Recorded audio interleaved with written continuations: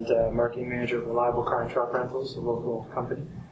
I'm just looking today to find out about new innovations, learn anything about smartphones and anything I can use in my job. Sorry, can you guys sit evenly around the table if that's all right? Thank you so much. Who are you and what are your passions? My name is Jeremy Waldron. I have passions in track and field and soccer primarily. I also have a passion in digital marketing. I want to gain a deeper understanding from this conference in it too. Costa? Cool. I'm Costa. I'm the president of the Marketing Association here at UIT. As for sports, I like playing golf. Golf is my favorite sport. And I'm here to kind of learn about how technology is like changing the marketing field and how marketers can use new technology to reach customers. I'm Michaela. I'm the postgrad marketing management student from Humber. I have about 2 years of agency experience. A little bit louder, sorry. Sorry. Agency experience in experiential promotions. Some of my passions include volleyball and tennis, sports in general. I also have a specialization in sports. My name is Jenna. I'm a fourth-year HR student at UIT here. I'm currently a marketing manager at Town Flooring Center, which is a small company in Pickering in Yukon, Ontario. And I also have my own small retail store that's pretty much an e-commerce store. And I'm very interested in marketing, and then I also compete nationally in English Center. My name is Christina Matza. I'm a fourth-year energy systems engineering management student. And this year I've been really getting into marketing and the more commerce side of high-tech products. And my passions are figure skating and long-distance running. I'm a half marathoner, hopefully in a couple of months to be a full marathoner. And, yeah. So, my friends from Microsoft, put up your hand. Would love to get to say, find out how they can sell more products and services. Good there. Thank you, Doc. Wait, enough. Okay, you have to take a look. Terry Donnelly is the Chief Marketing Officer of NBC Partners, and he does a lot of advertising work for some of Canada's largest brands. A lot of his clients, Bank of Montreal, one of them, would love to figure out how to sell products and services to them. The youth market is a fast-growing market, very strategic for many businesses. Especially when you're about to graduate, you're going to get jobs, you need to buy a car. You need to buy a house. You need to think about life. So as a corporation, I'm highly interested in you. And so my first question is, who's engaging you today? Who's getting this right in terms of getting you engaged, getting your attention? Open topic, anyway.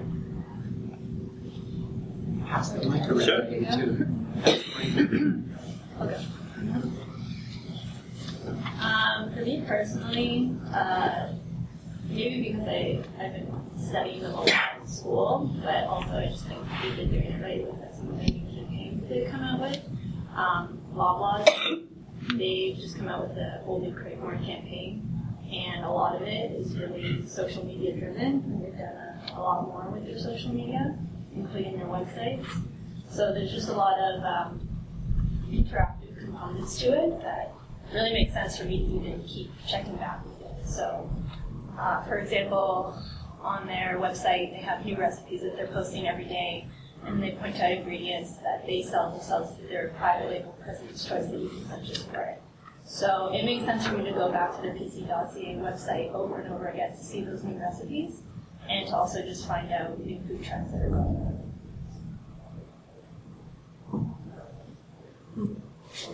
What's this getting this right?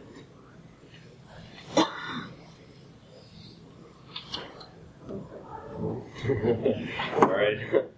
I guess I'll go for the easy answer here. I'm going to say Apple, and I think they're doing a good job of engaging everyone right now. I mean, I think they're the largest company in the world right now.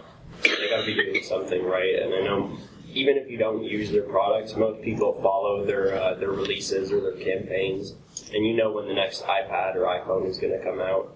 So I think Apple is really on the ball right now with engagement.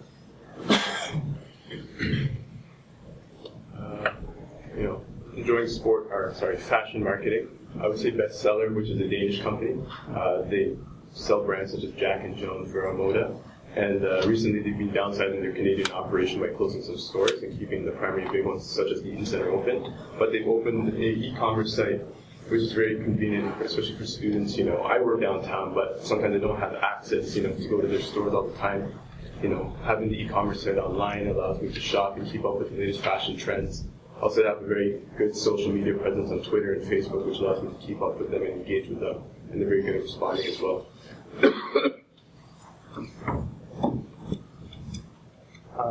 I guess I'll go with one company that makes pretty good commercials that everybody probably knows about, Skittles. Skittles has the crazy, wild commercials, not like anybody else's commercials. It's just something that doesn't matter if you buy them or not. Everybody knows about them. Everybody knows about those crazy commercials, and just it's engaging customers. Everybody talks about it. People will go, "Have you seen the Skittles commercial?" It's just something I think is interesting, and kind of, to me, it's something like never before, and opening my eyes up to different marketing tactics that you can use. I'm really into picture blogging apps on phones, so I like to follow We Hearted. It's a picture blog. It's very simple, but it's very effective. It's kind of like Pinterest, but there's no words, it's just pictures.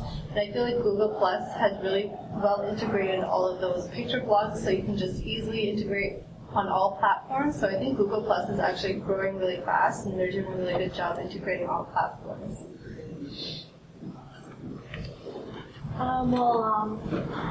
I found that trying to create a culture or a group of people into a certain kind of culture has been an effective way of marketing. To give a specific example to explain that, I'm talking about there seems to be a running culture that has been emerging, and I've noticed a lot of great marketing coming from Garmin, a company that makes running watches that can help track your running times, your heart rate. It has a heart rate monitor and a silent system, and found that the marketing comes from bringing people together and getting them to, in person, talk about it. So word to word, and the technological side is in the promotion of bringing the groups together. And I found surprisingly something similar with the nuclear industry. It's the technology that brings people together, and the networking is the word-to-word networking is what really drives the product itself. So I'm going to go with Samsung. How Apple only launches once or twice a year with their phones. I find Samsung, they kind of do product launches throughout the year, so the consumers are kind of constantly updated with their products, and they kind of differentiate by, instead of just having the high-end price point, they have lots of different price points with all their products, such as the tablets are offered in different price points and everything, so I think they kind of have a larger target market, which is nice, and then their continual product launches, it keeps their the customers up to date a bit more. One of the conversations that I heard was the word brand. I heard Samsung, I heard Loblaws, I heard Apple. Tell me a little bit about the role of the brand. What does this brand have to do with your life? What does brand have to do with how you make decisions? I think brand builds reputation. So, for example, Samsung, they started with the wearable watches. So they've integrated their technology into a different innovative technology like wearable watches, and they've integrated their own. They've used the Google Android OS and really built it into their own brand. And I think because Samsung has really built their brand with history and innovativeness, I think brand reputation has a strong hold on buyers. That, and I think it definitely plays to the emotional side of people buy for emotional reasons, right?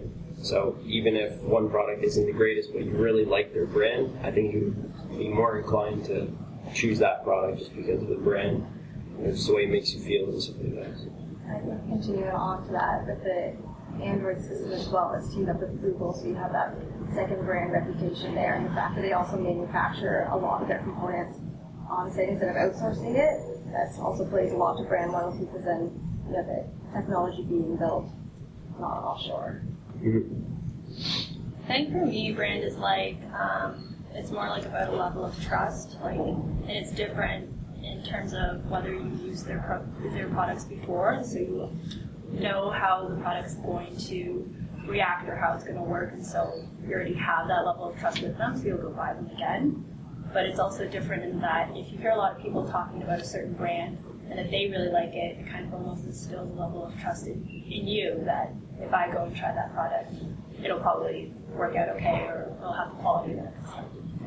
Yeah, word of mouth is very powerful, I think. I think that also helps with the trust again. When you have a strong brand loyalty, there's always the fear of the switching cost, switching to another brand if they don't meet the expectations of the current brand that they're with. Right. 15 years ago, I used to work for one of the Canada's largest telecoms, and I had a marketing role. And one of the things I did was, because the company I worked for had a brand, I also felt that I should increase my prices. And I asked you about price. Can you repeat the last part? Sorry. Because I worked for a company that had a big brand, I felt I should charge you. You should pay for the price because you're working with a well-branded company than a non-branded company. So if you could think about, I've never worked for Apple, but if you could think about Apple as a brand and John Smith's computer shop